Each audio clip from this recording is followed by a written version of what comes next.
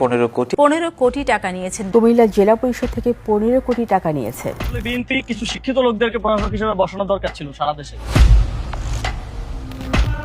জেলা পরিষদ থেকে মুরাদনগরে যে আসিফ মাহমুদ ছিল একটা, ও 15 কোটি টাকা নিয়ে গেছে। অথবা তাদের একটা ট্রেনিং এর ব্যবস্থা করা দরকার ছিল, কোনটা রাজস্ব খাত, কোনটা বিশেষ বরাদ্দ খাত।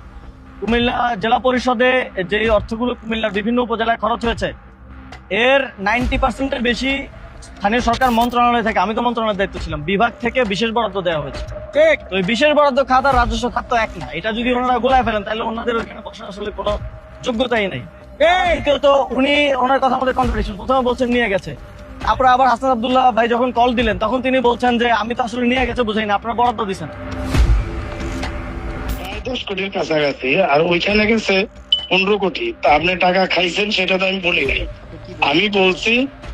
আমি বলছি যে ডেভেলপমেন্ট ওয়ার্কে আপনারা 2 উপজেলায় নিয়ে গেছেন 25 কোটি।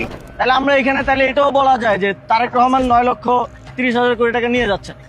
এটা তো বাজেট নির্ধারণ করা হচ্ছে, এটাকে তো মানে এত মূর্খ লোকজনের সাথে আমাদের এসে এখন রাজনীতি করতে হবে, এটা খুবই দুঃখজনক আমাদের জন্য। এবং এই ধরনের জিনিস নিয়ে আমাদেরকে ব্যস্ত থাকতে হচ্ছে, এই ধরনের জিনিস নিয়ে বারবার জবাব দিতে হচ্ছে।